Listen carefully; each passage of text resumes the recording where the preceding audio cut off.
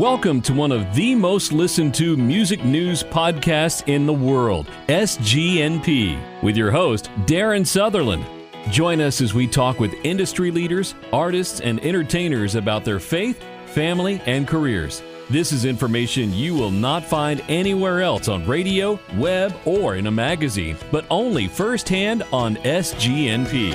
And welcome once again to SGNP, Southern Gospel News Podcast. Darien Southerland with my good friend Arthur Rice. Arthur, how you doing, buddy? Hey, I'm good. Man, you had to work all last week, every day. Pretty much week, but it was a great week though. It was a great convention. You know, it was NQC, and that's what we're going to talk about today, Arthur. NQC 2018. The good that we love, what we may see that could be improved. I mean, it's a fan festival, so to speak. So you get out of it what you want. And let me say this: we made a post on our Facebook page, and you can go there and read it on Southern Gospel News Podcast. They got a lot of interaction on what you like. But let me say this overall. I think it's a first-class event in a great facility in Pigeon Forge in a location it's a good location for Pigeon Forge, Tennessee. Let me just say that. Now, could it be bigger in a bigger city? Perhaps. But if it goes to a bigger city, there's more money, more things, and we'll talk a little bit about that in a bit. But, Arthur, you were there every single night. I was there a couple of nights. And I was there on Monday and Tuesday night, got to see the front end of the week and see some great folks. And, I've seen different artists post, and we talked to different people. What one thing stands out to you? If I said right now, top of your head, Arthur, what's your biggest memory, personal, professional, whatever, from 2018 NQC this past week? Wow, that's hard to put a finger on. It's really all of it was just great. The showcases, the night sessions were good. It was all just really good. I think one of the things that I think I enjoyed as much as anything was Saturday afternoon, the quartet showcase. Yeah.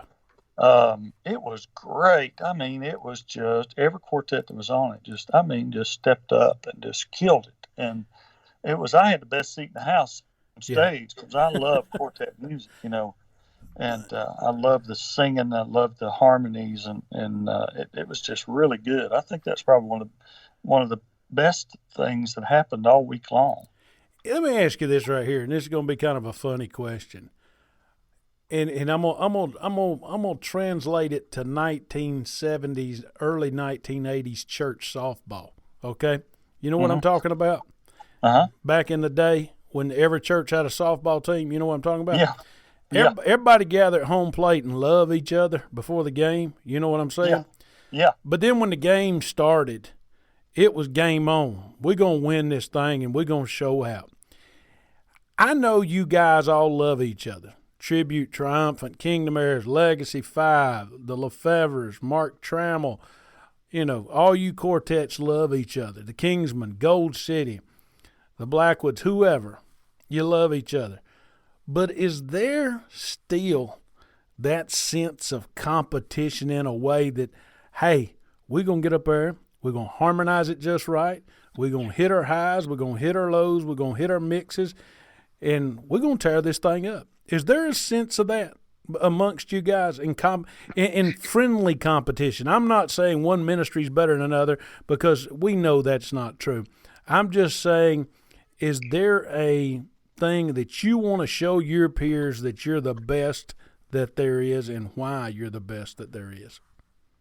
Well, I think it's, especially for quartet convention. I mean, it can be categorized as friendly competition. But to me, it's more of, these people, most of them traveled long distance and they came to spend the week with you or 3 or 4 days or whatever. And they have, they sacrificed a lot to and you just want to be the best that you can be. And nobody goes up there with a halfway attitude. You go on that stage knowing that you're going to bring it. You're going to give it everything you got. And it's I think it's a good testament to all the groups that want to step up and want to do the very best. So, who out of the quartets? I know if I ask you a true question, who did the best, you're going to say the Kingdom Heirs. Okay? Who were you shocked at the most? Not shocked. Shock's maybe too descriptive of an adjective.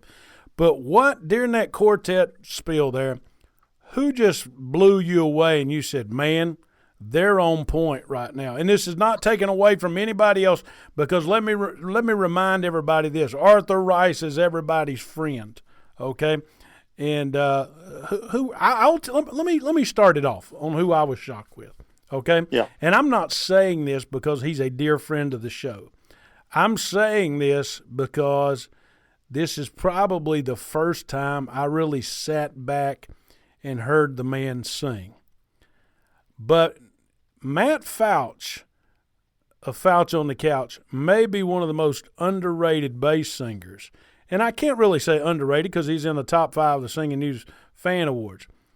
But his best days are yet to come, don't you think? I mean, just blew me away.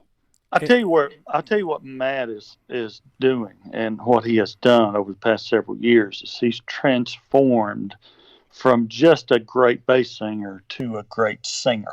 Yeah. His communication skills have just really exploded in the past couple of years, and you're exactly right. I think his best days are ahead. I think, man, he's just, every time I hear him, he just gets better, and it's just, communication is just really good. And part of that, I think, has to do with his program. Anytime you do something, the more you do it, the better you get at it. Yeah. And that's just gotten better and better. And his communication skills have gotten, and it's carried over into his singing. It carries over into every aspect of what you do. No doubt. I agree with you there. I think he's doing great. Who in your mind were you? I mean, I know you love every one of them, and they're all your friends. But what stands out to you when in that quartet? There's got to be one moment that during that quartet gathering that was just like, wow. Well, I tell you, somebody that always blows me away every time I hear them, and that's Second Half Quartet. Now I realize they're not a quartet on their own. It's kind of they kind of piece that together, and I think that's one of the things that makes it so good is it's not that you can go out and hear them every weekend, or you can catch them somewhere on the road. It's kind of and this is according to Gerald, is pretty much the last year. Now they may put some stuff together here and there, but as far as being able to go and see them on the road, if you want to see them, you better see them this year. But I tell you what, man, every time it's like an all-star quartet to me, and they just absolutely it's just piano and vocals, and it's just great quartet singing. And I'm telling you, those guys just blow me away every time I see them and hear them. They just really bring it. Now, Kingdom Heirs, do you guys go do the Memphis Quartet show also? We don't. We have been, offered to go over there, but we're right. That's always right in the peak season. Yeah, it is, and it's hard for us to get away. It's easy a year out or 6 months out and go. You know what? We could probably go do that, but boy, I'm telling you, man, when you get 2 or 3 days close to going, and we've already sung 5 days straight. And it's like, man, we got to go 9 hours over to do, and it's tough. Well, especially for us, because everything we do is so intact. And at Dollywood, even for us to go out, if we did tracks, it would be a little easier. Yeah. But band, we got a full band, and to take all of our gear and and all our guys, there's 8 of us when we go. We go out with the sound man, and it's a crew of us. It's more than just a trio or 4 guys going out with tracks and singing. It's just a little bit more. It's just a little harder, and so it's anything, traveling, that sort of thing. You can't just pile all of us in one vehicle. You got to have something that you can travel in, and it's just the whole deal is just it's hard for us to get away from. Now, I've never asked you this question, and I've talked to the Kingdom Airs and talked to you guys 100 times. Now, do y'all have your own bus, or do y'all lease a bus during the off season when y'all travel?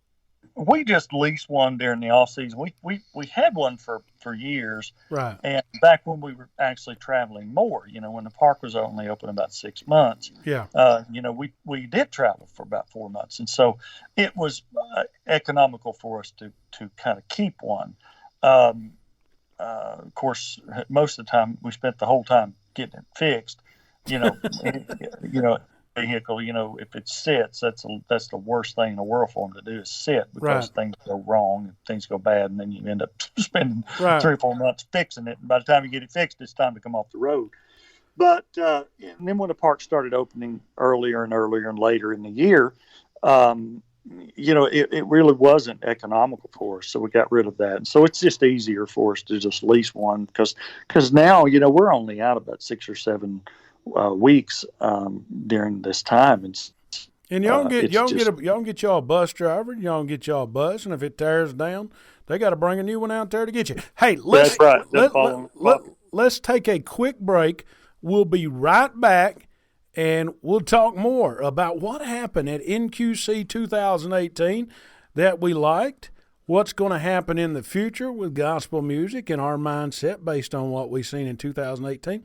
And again, we'll close out with some of our great memories of 2018 NQC. You're listening to SGNP with Darien Southerland and my co-host, Arthur Rice of the Kingdom Airs. Hey, cousins, this is your pal, Country Radio Hall of Fame DJ Moby, and you're listening to my buddy Darien Southerland on SGNP. Yeah, baby. SGNP, we're reaching all across the world now. I was looking at our download numbers the other day, and Norway, Sweden, Finland, over 2,000 people in the month of September have listened to us in Ireland. And who makes that possible? MyPillow. That's right, MyPillow. And right now, MyPillow's got a great offer for you. It's buy one, get one free when you use the code SGNP. Man, don't that sound good? Buy one, get one free when you use the code SGNP. Call them today, 1-800-544-8939, 1-800-544-8939. Tell them the code SGNP. Get buy one, get one free on their premium pillows. It's that simple. Thank MyPillow when you're calling for supporting gospel music and SGNP. Hi, this is Taranda. What's wrong with living right anyway? And welcome back to SGNP, Darien Southerland, and as always, my co-host Arthur Rice of the Kingdom Airs.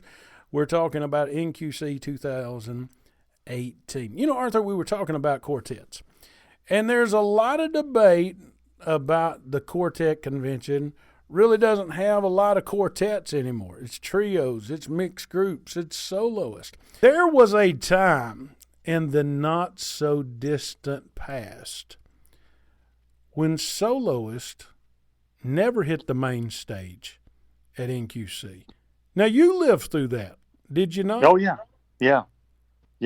And I think it's just a great representation of our music as a whole, is how it's kind of transformed with the family groups and the trios and soloists and the quartet convention has kind of evolved to where it features those, because they are very prominent in our industry, and I think it's great that we feature all the genres of our industry and the different groups and that sort of thing. And it's not just quartet based. Yeah, it's still called a quartet convention, and probably will be from now on. Yeah. But it's still, that's kind of the root of it. We try to, really feature those quartets and try to keep that music alive. But it is a good representation of our whole industry, our industry as a whole. Arthur, both of us, we're friends. We love the music, but we see it in a way through different eyeglasses, so to speak. I see it in the lens of not only from a fan's perspective, from a business perspective. You see it from the lens of a group's perspective plus a business perspective. So we share the business stuff of it, okay? Yeah. When I see it from a fan's perspective, it is fun. And tell me if you see this from a group's perspective, because I don't know if you do or not, because I'm not in a group. But there are certain artists, when I see them go on stage, that have been there year after year after year after year. And don't take this the wrong way when I say it, and I mean it in a positive way, not in a negative way that they take it for granted. But they go up there knowing this is about the King's business. They may have butterflies in their stomach, but they don't show it. They are so professional at what they do, and there's such a positive air about them that they're extremely excited, and it makes a fan excited. Let me give you an example of such group, okay? I'll give you an example of two of them, and their art form in the music is very similar, okay? Mm-hmm. The Primitive Quartet, okay? Some of the best musicians ever. When they go up there on stage, there's not an air about showmanship. There's not an air about we're this, we're that. They go up there, they do their job just as they would in a small church in Franklin, North Carolina, the same stuff. And I notice stuff like that. I really do. Another group I'd throw out there like that I notice is the McCameys. It's business as usual, and I don't mean that in a negative way at all. It's just this is what we do, and this is how we do it. And I don't care if we're at the National Quartet Convention or if we're singing for the late Billy Graham Crusade or if we're at First Baptist Atlanta. They're going to do the same thing. They're going to have church. Yeah. As a fan, I appreciate that. Yeah.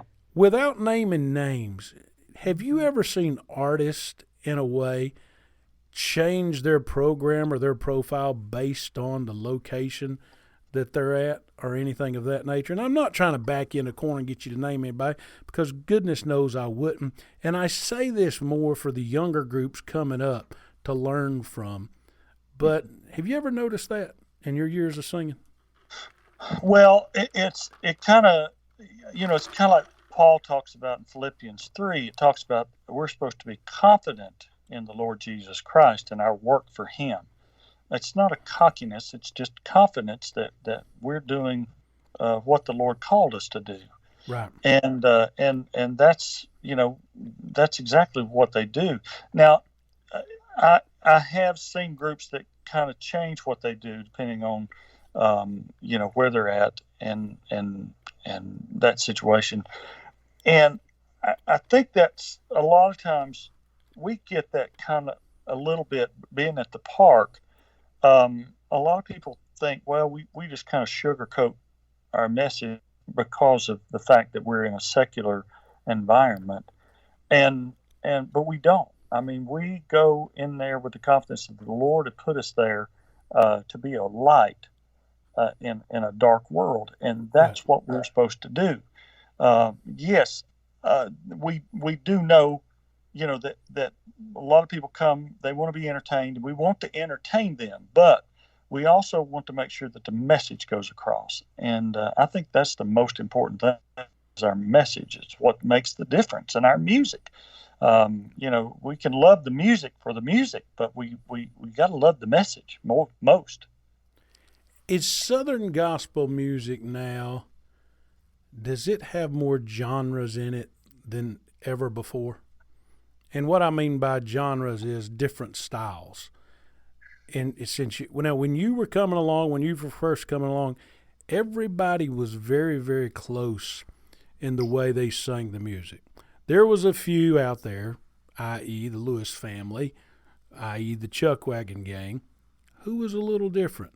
But for the most part, the Spears, the Blackwoods, the Statesmen, the Kingsmen, they all basically kept it in between the lines. Yeah. Now do we see, and I'm not saying it's bad. I think it's great because it's grown the business, so to speak. Is there more different styles now than you've ever seen before? I honestly don't know that there is. I mean, I'm sure there is to some point, but I think it's the fact that the light is shining upon the different styles more than it was. I don't know that there is as many different styles as the fact that we are aware of so many different styles, and that platform allows them to be seen and allows that musical influence to be seen that maybe we didn't know about. And so I love seeing the diversity that's in our music, and there's groups out there that go places and sing to people that I couldn't reach, and I know we reach people that a lot of groups couldn't get to. And so that's what I love about it, is God uses everybody. Let's take a quick break. We'll be right back, ask a few more questions, talk a little bit more about NQC 2018. We'll be right back here on SGNP, closing it out. Toccoa Falls College in Toccoa Falls, Georgia. Since 1907, TFC glorifying God through seeking and developing leaders who will impact the world for Jesus Christ. More information on TFC, call 706-886-7299 or visit them online at tfc.edu. That's tfc.edu. And welcome back to SGNP, the Southern Gospel Audible and social media voice of gospel music. Darien Southerland with my co-host Arthur Rice. Arthur, this was our first quartet convention in the capacity of being media. And we got to walk around and talk to a lot of good folks, a lot of part-time groups. We talked to those guys. We talked to the full-timers. And we had a lot of fun up there. A lot of good times up there, and talk with a lot of good people. There's some great folks in our. I love going around to talking to the folks in the different booths, and it's a lot of fun. It is a lot of fun, and you meet a lot of different people. You stand out there behind the table from roughly 5:30 to 9:30 every night, 4 hours. Behind the Kingdom Heirs booth. When you're not on stage singing, are you there? I'm going to put you on the spot right here. I ain't put you on the spot the whole time, okay? No. Okay. What's the funniest question you was asked this past week? Oh, wow. That you just shook your head and looked over at your wife and said, you ain't going to believe this. You might not even be able to share it on the air. If not, just say, I'm not going there, Darren.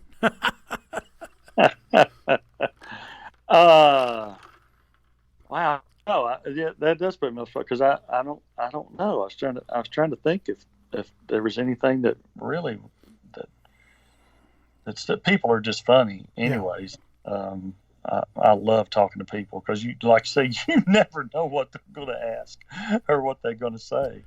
Wow, I don't know. I'll tell you something funny we were doing. So after Tuesday night's concert, we were outside the building as people were exiting. And Tim, one of our co-guys, was asking fans as they came out the door, being a man on the street, was asking some folks, who's your favorite group? Who's your favorite group? Who'd you come here to see, and who'd you enjoy the most? Well, the one young guy and his wife come out, and Tim said, how are you? And they said, great, and where are you from? And I think it was Richmond, Virginia, or somewhere like that. We don't miss Quartet Convention. Anytime we get to see our favorite group, we're going to see our favorite group. And he said, well, who's your favorite group? And they said, I guess it's 9:30, 10 o'clock, somewhere around there. Said, who's your favorite group, sir? And he said, Legacy 5. We never miss them. Tim looks at him and says, well, you're missing them right now. They're on stage. The guy says, I know, but I go to bed at 10:30. So That's pretty funny. So, lesson learned for all you groups out there. Even if Jesus is coming back at 10 o'clock, It's bedtime, buddy. I'm going to miss it. It's bedtime. You're going to miss it. So, That's funny. anyway, historical perspective. Jeff is off this week on vacation down in Branson, our historian, so that's why you don't hear the music. He'll be back with us next week. From a historical perspective, and I know it's tough on you. You've done these how many years? 30 years and missed one? Pretty close. Pretty close, something like that. Yeah. Where's this one rank? I really enjoyed this year. It was really good. I thought the production side of it was really good. The sound was good. People were happy. Right. It seems like, it's hard to make everybody happy. And I know, everybody wasn't happy. But I don't think I had one complaint this year. And that is just, it's unheard of for one thing. Right. But I think people were just happy during the week that they could come, and it was just really good. I mean, all the way from the chapel service. And I tell you, if you don't go to the chapel services in the morning, I think people miss some of the greatest experiences of Quartet Convention. Those things they've always been great, but I'm telling you, they have just over the past few years, they're just so great. And all the showcases, and it's just a wonderful time and a wonderful week. Do you think, here this may be a personal question, but I'll ask it anyway. Do you think with time, even when you're in a group, you grow to appreciate these quartet conventions more through the years than you did the first couple of years? I know the first couple of years you're excited to be there and you're on the granddaddy of them all, you're on the big stage.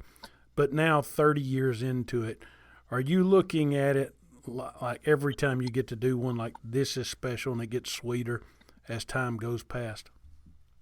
Yeah, I think so. Like you said, when I was young and did them, they were exciting, and just because of the grandeur of them and how big they were, and we grew and got huge, and then our industry kind of shrunk down a little bit, and the conventions kind of shrunk a bit, and it's smaller than it has been in many years. But I think what I like about it now is the quaintness of it, and it seems more personal. I think it's it's a little smaller. It's a little it's more down home, I think, and you get to be a little closer to the fans. Well, it is down home. You live in Sevierville. Well, it's absolutely. That makes it even better. I can sleep in my own bed at night. Wonderful. Me and you, we talked to various folks that night. We were together when we talked. I got to tell you a little funny story, and I'm gonna throw a little pun out there to somebody. You ready for this? Okay. You'll laugh. Do you remember when you and I ran into Mike Lefevre and we were over there interviewing Mike, and you came and jumped on the mic? Oh, yeah. We were over there. Well, a certain magazine took our picture, and we showed up on their social media the next day, okay? And would you believe when they realized who it was, they took us off. I can't believe that, but they did that. I thought that was kind of funny. Why would they do that? But anyway, it is what it is. I just thought it was fun. Had a great conversation with Mike, talked about his number one song. But I saw you over there talking to one of your longtime friends, Ray Dean. And Ray Dean is one of the elder statesmen of the industry now. I mean, you look around and so many of the guys that you saw when you were coming along are no longer at Quartet Convention. Yeah. And Ray is one of the elder statesmen now. How's Ray doing? He promised, he matter of fact, he spoke up when you introduced me to him. He spoke up on his own and says, hey, I want to get on y'all's show. And we're going to get Ray. Yeah. I mean, he came to us. Usually we have to go, I don't want to say beg, that's the wrong word, but we had to ask people sometimes 2 or 3 times. But just because of schedules and this, that, and another. But how is Ray? I tell you, Ray is, I think I talked to him, and he's so excited about the new guys that's in his group, and they are doing such a great job. And I'm telling you, he's like a kid in a candy store. He's just as excited now as he was 30 years ago. He loves this music. He loves the people. Loves being a part of it. And somebody asked me the other day that if I thought that Ray would retire. I honestly, I don't think he will. I think he'll sing till the Lord calls him home. And I think if he goes on the bus, he'll be happy. That's all he's ever done. Yeah, I mean, all he's ever wanted to do. I mean, if you think about it, when you think of the Kingsmen, of course you're going to think of Eldridge Fox. You're going to think of Jim Hamill. But you most certainly, if there is a, how do I say this? If there is a trio for the Kingsmen, Ray Dean Reese is right there alongside Hamill and Foxy. Wouldn't you agree? Oh, absolutely. Absolutely. Yeah. And, God has blessed him for his faithfulness over the years and allowed him good health and, his willingness to do the best he can do every single time. And God has blessed that. And I love seeing him out there singing. Yeah. And he loved being there, you could tell. Some of the faces that you didn't get to see this year that you've seen forever, it's in social media. The name Les Beasley has been popped up all through social media, talking about this is the first one Les wasn't there in maybe 40 years. 60. Yeah. Talk about that. It was pretty amazing. Les has always been such an encouragement to me. Every time I see him, he's always had a kind word. And I remember when they retired, because I grew up listening to those guys on the Gospel Singing Jubilee every Sunday. They were part of my life. They were the McDonald's of gospel music, if I can use that analogy. When you thought of gospel music back in the day, if you think of fast food, McDonald's comes to your mind. If you thought of gospel music, you thought of the Florida Boys. Let's just face it. Yeah. Yeah. And Les made stars out of all the groups that were part of that. I mean, it wasn't just a regional program. That was a national program that came on every Sunday morning. I mean, it went into every house that had a TV on Sunday morning. I mean, they were just, it was just a tremendous thing what he did. And for him not to be there this year, it was really surreal. And we pray for us and his health, and hopefully, he can come again. We would love for him to be a part of it again. Couple other things we would be remiss and not talk about before we get off here is the tribute to the late Tracy Stuffle of the Perrys.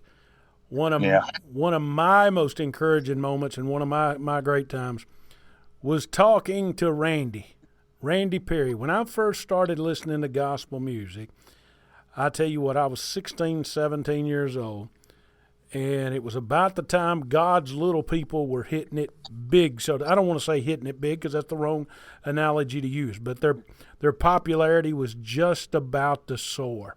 Mm-hmm. And came out with the song "I Remember the Day When the Lord Saved Me." Eddie Crook was producing them back then, and it's funny, that song and "God on the Mountain" was sent out on the same compilation disc. Okay, number 1 and number 2 for 8 or 9 months, whatever. But that was a great tribute, was it not? It was. It was one of the special moments during the whole week, and I think, and it carried over right into Tuesday for the induction ceremony of Tracy into the Hall of Fame, and it just those 2 days, it was just really a special time. You participated in another special time, Squire Parsons. Yeah. How was that?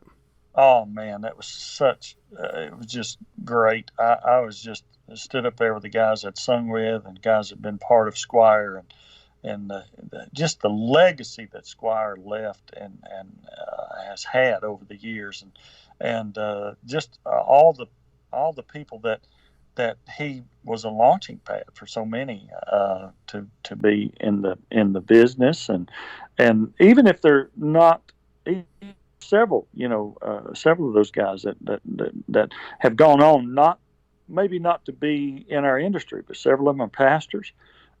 Greg Bentley has gone to work at Crossroads and just done such a great job there. All those guys have just been such a tremendous influence on my life also, and I've loved being a part of that. That was a lot of fun. Is it true that Greg Fox serves as a vegan and granola Santa Claus in Asheville during the off season? I don't know about that, but he sure looked like a woolly worm, as my mom would say. Do you think he's trying to grow the hair that his daddy couldn't? That's the next question. Possibly. I tell you, I love Greg. He's always been a great guy. You know what? I have got to know Greg this year from just doing this show, Arthur. And I didn't get a chance to speak to him at the convention. But let me say this about Greg. There has never been a time that I hadn't reached out to Greg that he not only gave us a great comment, but also after that comment took a moment to thank the good Lord or give you a biblical lesson on why things were done like they were done and how the Lord worked through that situation. Have you noticed that? Yeah. Greg is another one that I've never heard anybody say anything bad about Greg. He's just always been just a great guy, good ambassador for our music and ambassador for the Lord. And I appreciate him and appreciate his life. Wednesday afternoon, Gaither homecoming. Place is packed out. How was that? Oh, it's always special. Gaither has a way of bringing out the best in everybody, and he's just got a special anointing, I think, when it comes to those programs of the old songs and bringing people out and just making them just really stand out. And, it's all a lot of fun. Can I tell you this from a fan's perspective? And this Sure. is going to sound crazy, but it's the truth. You can look at NQC and you can see the greatness of it, okay? But somehow, maybe it's the brand, and I'm in the advertising business, maybe it's the image, maybe it's in the marketing, but somehow, some way, when Gaither gets on stage and everybody's up there, there's a different air in the room. There's a different positive feeling. It's almost like there's a different aura around everybody. Mm-hmm. And it's like, here's this man, Lionel Harris, when we interviewed him, and I said, describe Bill Gaither. He said, America's choir director. It's almost like all you guys and all you performers take a seat for just a moment and are choir members at Second Baptist Church in nowhere, Mississippi. You follow what I'm saying? Yeah. And you just listen to the Godfather, the Master, and whatever he wants. And you're like a kid in a candy store if you get picked to do something. And if you're not, you're just happy you were in the candy store because you might get a sample before you leave. Is that a good way to describe it? Yeah, it is. It is. Well, I think, Bill has been such an influence on not only our music, but contemporary music. Yeah. And so many fields. I mean, people know who, and I think that brings a legitimacy to our music when he associates with it. It really does. And I think people see that. And I appreciate the fact that he is brought our music to main stage, and he's like Les. He put those Gaither videos on everybody's TV, and for the world to see, and that I think has brought a legitimacy to our music. I got to tell you something funny about Gaither. He may remember this. He may not remember this. I doubt he remembers it. Bill's in his 80s. 20 years ago, they were at Phillips Arena. And I got to get up, being with the radio station, and welcome the crowd to Phillips Arena. So after the concert, we were up by the Gaithers table. And this gruff old woman, because there's an old woman or old man in every gospel music crowd that's just gruff for whatever reason. And, you know, I don't know, it's because they ate bad cornbread or what. But as she was walking out the door, she yelled over at Bill Gaither, "Bill, you're getting rich off all these old people off these videos." And she may have been saying it out of jest, or she may have been saying it because she was just rude, or she may have been lovingly saying it. I don't know. But Bill gave her the best answer I think I've ever heard. You know what he said? What's that?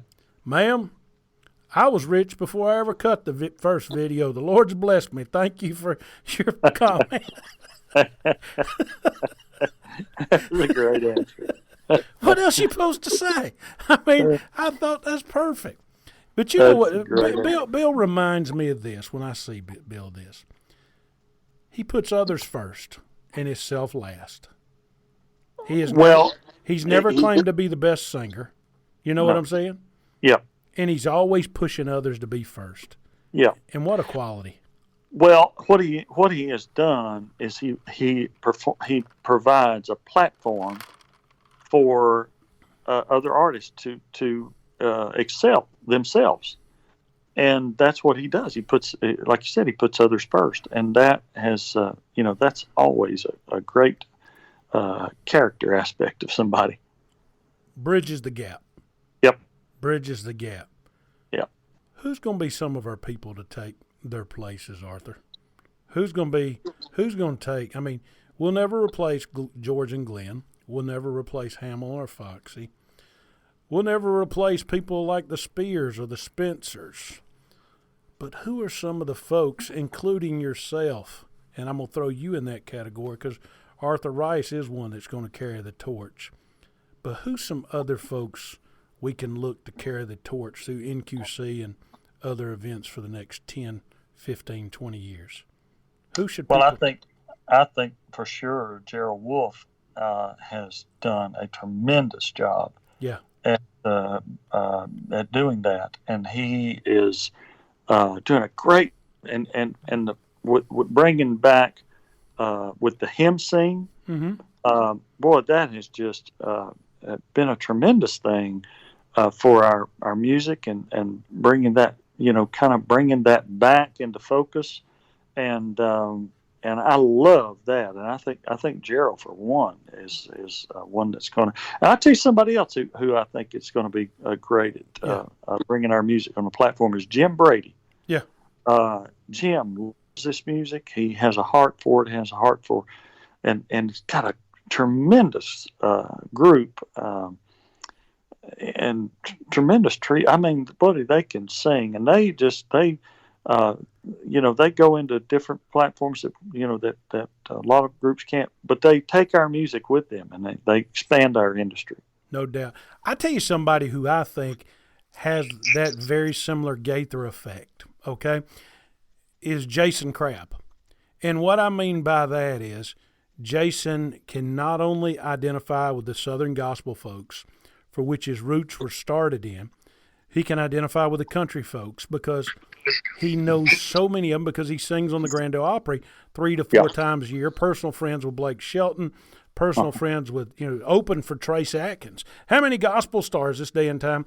And I mean, when I use the word stars, gospel artist, I use that word, are opening for Trace Atkins, friends with Reba McEntire, friends with names that the regular folks that don't listen to gospel music but like it, they know these country names. And then he's also crossed over and touched a lot of the folks in the contemporary world. From Jamie Grace to David Crider to Mac Powell and people like that. And he stands right in the middle of that mix of Christian music, and people can say, oh, he don't sing Southern gospel all the time. You know what? When he got up there at the Quartet Convention with that guitar and he started doing He Never Promised that the cross would not get heavy, I don't think there was nobody wanting him to stop. What about you? Yeah, absolutely. It helps Jason's a singer. Yeah. And he has touched so many people. And you're right. I think he's great advocate for our music. No doubt. No, a lot of good leaders, a lot of good future, a lot of good things. Arthur, let me say this again to you before we close. I appreciate you for being a part of SGNP. You know, for those of it don't realize out there, we're getting rich doing this. We hadn't told nobody that yet, have we? Yeah. No. That's funny right there. I mean, we're making money. I mean, folks don't realize. I mean, this is almost like one of them Winter Jam concerts our friends at Premier New Song does. You know, everybody's just paying $10 every time they listen, and we've had 150,000 people listen. So you do the math, Arthur. We get $10 every time somebody listens. So, wow. You know. Somebody's getting my check. I'm not sure who it is. But, well, buddy, I tell you what, we got some good shows coming up, some good things coming up. And, you know, you mentioned Gerald, and let me say this about Gerald Wolf, okay? Here's what I appreciate about Gerald Wolf. He keeps it consistent. He may not change it the way I think he ought to change it. He may not do it the way I think he ought to do it. But the man is true to what he believes and what he wants to do and what he says the Lord's called him to. So for that, I'm extremely impressed. And, you know, somebody else who we can't leave out is Clark Beasley. Yeah. I mean, Clark, to carry on what the quartet convention started, to carry on what his dad has really grew through the years, is a feat in itself. And he does an incredible job. All the production staff and everybody, Phil Broward puts those programs together and does a great job. But Clark, you've got to have a leader that all that gets done. And my hat's off to him and the convention board for what a great job they do. And let me say this in closing. I don't know what the convention board goes through. I don't know what it's like to have to schedule this. I don't know how it's like to schedule. Yes, I remember the days in Louisville and Nashville when I went that you saw more groups and you saw more people active. But let's remember those times it was a much larger audience and a larger gate, so to speak. So it was allowed that you could see artists that you wouldn't normally see there or whatever reason. But let me say this. Those guys do a phenomenal, and ladies, I'm assuming if there's one on the board, they do a phenomenal job, and my hat's off to them for the great job they did this past week at NQC Absolutely. 2018. Absolutely. And you know what? We can all improve. They can improve, but guess what? If you want to see NQC improve yourself first. Yeah. Anytime in life that I've thought, you know what, so-and-so needs to improve, I probably got four fingers pointing back at me. Exactly right. Saying I need to improve. Buddy, It's been fun, man. Anything you want to add before we get out of here? Man, we just having a great time. And, hey, let me ask you, what's wrong with living right anyways? Not one thing. We'll talk to you next week, Arthur. Be good, buddy. All right. Bye-bye. Hey, this is Tim Newton with SGNP, Southern Gospel News Podcast. We would love to have your group uploaded on our concert calendar page. Just simply email me at tnewton@bgadgroup.com to have all your concert and events promoted on our concert calendar page. This will be a huge boost in promoting your concerts and special events. Don't wait. Email me now at tnewton@bgadgroup.com and take advantage of this great opportunity. And hey, remember, what's wrong with living right anyway? One night, one great concert. Paul Belcher Concerts presents a special Battle of Songs featuring the Spencer's Family Reunion. We'll be glad we live for Jesus. Saturday, October 13th, 6 p.m. at the Knoxville Civic Auditorium. You'll also hear the Cooks. There ain't no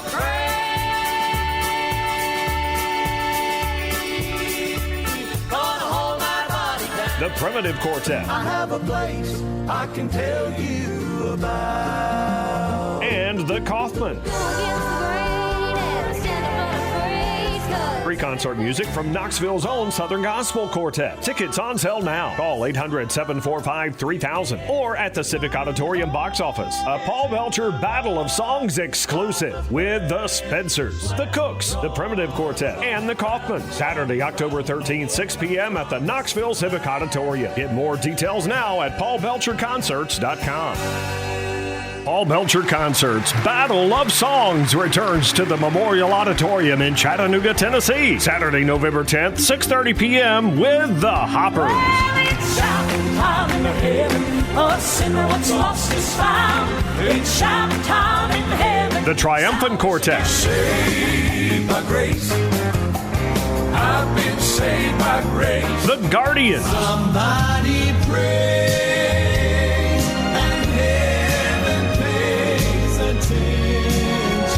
And the Jordan Family Band. My God is faithful. Tickets on sale now. Call 800-745-3000 or at the Memorial Auditorium box office. The Hoppers, the Triumphant Quartet, the Guardians, and the Jordan Family Band. Saturday, November 10th, 6:30 p.m. at the Memorial Auditorium in Chattanooga, Tennessee. Get more details now at paulbelcherconcerts.com.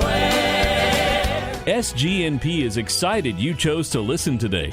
If you'd kindly leave a remark and rating in the podcast remarks section, we surely would appreciate it. Please share with a friend or family member. Look for us on Facebook, Twitter, and our new website, southerngospelnewspodcast.com. To advertise your products, services, concert event, or new project on SGNP and reach a 100% guaranteed number of people in your area, call Tim Newton at 770-874-3200 or email him today, tnewton@bgadgroup.com. Let us geo-target our ads for you, something radio nor magazine can do. Hey, this is Darien Southerland. Before I close, I want to thank our affiliates out there.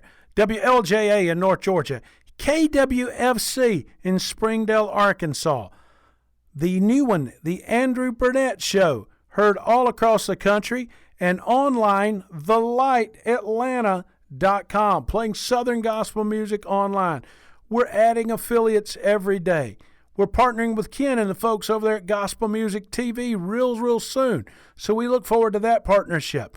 If your gospel music entity would love to partner with SGMP, get a hold of us. It's real simple. Folks, here's the deal. We've reached out to literally every form of media in gospel music. If we've missed you, I'm sorry. But we've had great partnerships with folks like Paul Heil and others.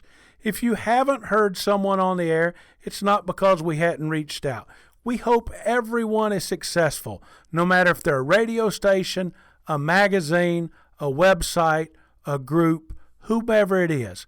God bless you, and let's make gospel music better than it was today, tomorrow. Easy enough?